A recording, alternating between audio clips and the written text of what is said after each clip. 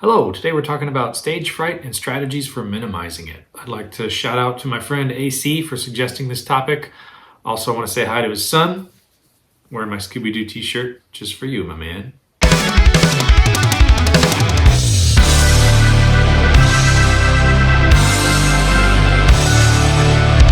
I want to break down the entire experience of playing guitar into some different stages and talk about the anxiety that can go along with each stage. Stage one we're calling Home Alone. This is a scenario where most of your playing will happen, so we need to take steps to make it fun and productive. Do some exercises, but not too many. Learn other people's songs, try to write your own songs. Check out all the wonderful YouTube content out there for inspiration, experiment with different types of gear, and overall just explore all the cool possibilities that can happen with this instrument. Important, if you plan on playing on a stage someday, make sure you're spending at least half your time standing up and playing. So go out, purchase a decent strap and maybe some strap locks for your guitar, and keep in mind you want to practice how you plan on performing, because standing up and playing can feel quite a bit different than sitting down and playing. All right, moving on to stage two. Stage two is recording yourself at home, playing and listening back. This is important because this is where we are introducing your first audience, and your audience is going to be you listening back to yourself playing a few moments after you record. You'll find that when you're recording, your mindset will be a little different. You might be a little more critical of yourself, and that's okay, that's normal. You may notice that you've forgotten everything and that your fingers aren't working like they're supposed to. That's pretty common too. It's because you're splitting your attention between your playing and also what's happening with the recording and how you're going to sound on the recording. You just have to repeat the process over and over again until you sort of become friends with it. You want to make friends with this process. So do everything you can to stay positive. Nobody likes the sound of their own voice when they first hear it recorded, and the same thing may apply to guitar playing. All right, stage three is playing for family and friends. So if you have people around you that you trust, close to you, your parent, your guardian, your neighbor, whoever that might be, try to play for them. Play a little something for them just on your own. And this can be a very good first step. You may notice that you've forgotten everything and your fingers have stopped working. That's normal. That's the adrenaline. That's you dividing your attention between what you're trying to do and thinking about what they're thinking about you. So this is a great next step. Just make sure you don't bug them too much about this. Every once in a while, play for your parent or guardian or your siblings or your close friends, but don't bug them every day. The idea behind this is that we're slowly increasing the stakes and leading up to that first gig. All right, stage four, we are calling the first band rehearsal. It's helpful to have a plan going into your first rehearsal with a new band. Don't go in thinking that, we'll just jam, unless you really, really know what you're doing and you have vast previous experience with improvisation, and the other members of your band also have previous experience with improvisation. You all have to be sort of at a certain level to make the let's just jam scenario work. So a better idea is to go in with a few songs that you agree on ahead of time. Just easy tunes, easy to learn, easy to play through. Apply those previous processes to these tunes. So record yourself playing them, play to a metronome, make it all the way through, start to finish with the metronome without stopping. Try them out on your family and friends, and that'll give you a little boost of confidence going into that first rehearsal. Now, if you've never played in a band before, you may notice that you forget everything and your fingers stop working once again. And that's okay, that's completely normal. Now you're dividing your attention between what you're trying to do, what you're trying to play on guitar, and now you're thinking, what do these other people think of me? What do my bandmates think of my playing? So you have a lot on your mind and you get that little adrenaline spike, and then the very first thing to go when you have an adrenaline spike is your fine motor skills. This is why drummers have it a little more easy, because it's a little more gross motor, right? If a drummer gets nervous, they can just hit harder or use their triceps and biceps. Guitar players are kind of screwed because we're trying to like do needlepoint here in front of people. Sorry about that. All right, moving on to stage 5. This is the before the first show stage. So you've gotten used to playing with your band and things are moving along. What I would recommend here is in your rehearsal space, start turning off lights and experimenting with varying lighting conditions, all right? Because when you get on stage, there may be little to no light. There might be red and blue and green and different colors of lighting going on. If you can recreate that in your rehearsal space, that's cool. But one thing you can do is just, start shutting lights off and get used to playing in low light conditions and maybe not being able to see your hands and your fretboard very well. Also at this stage, you want to start moving around if you haven't already. So while you're rehearsing, if you're a statue, chances are you're going to be a statue on stage as well. So rehearse all aspects of your performance, and that includes moving around a little bit and trying to make it look like you're enjoying yourself. So it's important to rehearse to the point where you can nail your performance in one of the rehearsals leading up to the show. This is something that has helped me out a lot. If we had a very good rehearsal, then that sort of, I can tell myself, look, even if the show goes sideways, we did our homework, right? We can prove that we did our homework because we nailed it in rehearsal. We prepared to the point where we got it, and whatever happens during the show is gonna happen, but at least we can tell ourselves if things do go wrong, we were prepared, we did everything we could. So that thought, that little mantra has helped me out a lot throughout the years. So make sure you're rehearsing enough to where you nail it in at least one of the performances or one of the rehearsals in the week leading up to your first performance. And that'll take a lot of stress off, or at least it does for me.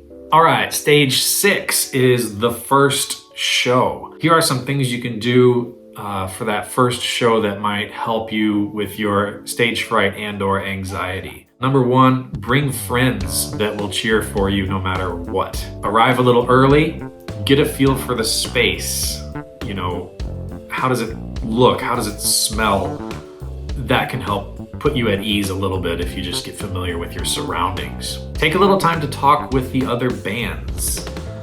Be friendly with the sound guy. Keep in mind though that they are busy, they are stressed. Make sure you give them space to work and know that the sound guy and any other crew that might be there, you guys are all equal partners in this mission. So be friendly, but also stay out of their way because they have a lot of work to do before the show. Once again, when the show starts and that first downbeat hits, you may notice that you have forgotten everything about guitar and your fingers no longer work. Again, now you're trying to concentrate on what you're supposed to do, like what notes am I responsible for and when am I supposed to play them? But now you're thinking about, everybody's looking at me and the audience, and so that's going to divide your attention. It's going to cause your adrenaline to spike, and your fine motor skills will go away. All right, and that's common. That's normal. And it's just going to happen.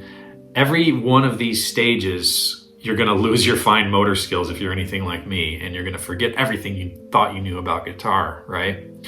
But the idea is we're leading up a little bit, raising the stakes each time. Expect things to go wrong during your first show or during any show for that matter. The show will probably not start on time. I don't know that I've ever played a show that started on time, okay? Sometimes what'll happen is the venue will want to wait for more people to show up. They're trying to sell beer basically is their mission, right? And you are kind of a part of that mission, but the venue's main goal is to make money, so that your show may get pushed back for a variety of reasons. That's just one reason. You could break a string on stage. Your amp could go up in smoke.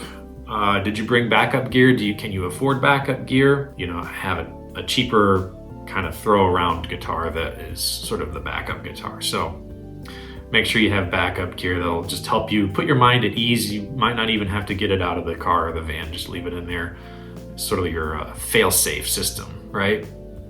And those little, just little floor amp modelers work great for that. You can just run it direct to the front of house and you're good to go. The monitor mix might suck. So in other words, you may not be able to hear yourself very well on stage. So that's why a lot of people opt for in-ear monitors. When my friend Bruce and I were performing somewhat regularly, we would do our own monitors on stage. So we had our own in-ear system and we would kind of handle that.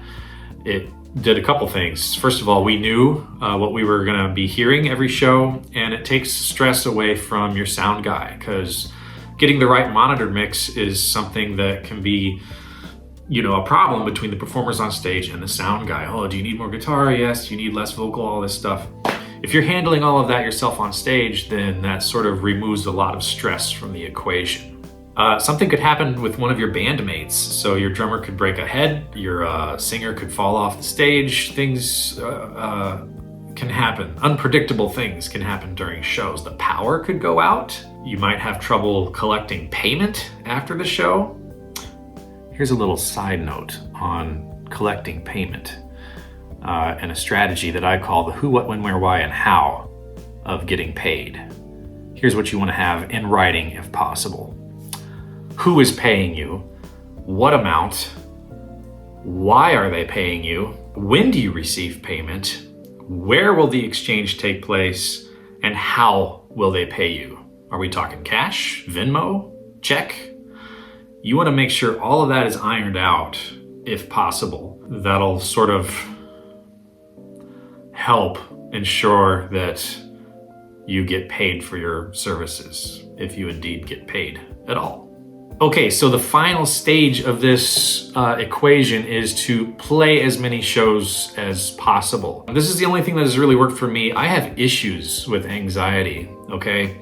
If you can book like 3 nights in a row, you'll notice that by that 3rd night, you might actually start to have fun.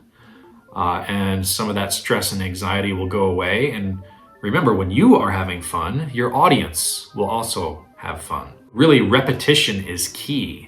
Now, there are a few weird cheat codes here for helping with stage fright. Number 1, and this is not always possible, but start at a very young age. So 5th grade band is when I started, and I have zero anxiety when it comes to playing drums on a stage or percussion, just because I've been doing it for so long. And I'm sure I was nervous, 5th, 6th, 7th grade, whatever. But that's not really an issue. Guitar, on the other hand, I do have quite a bit of anxiety about playing guitar on a stage. Here's another little trick. The larger your band, the less anxiety you'll probably have. So if you can get into one of these, like some sort of funk band with a horn section, you got like 20 people on stage, that's like your support group up there. You're up there with all those people, and you're not going to be worried so much about being looked at or being judged. For my band, we were a duo, so I kind of felt like all eyes were, sort of on me or on Bruce or whatever. So that was a little more tricky. But join a huge band and you'll have less stage fright. This last weird trick that has worked for me is I wore kind of a uniform on stage, all right? So growing up, going through sort of all this musical training and doing concerts and things, the standard dress code there is typically black dress pants and a white dress shirt.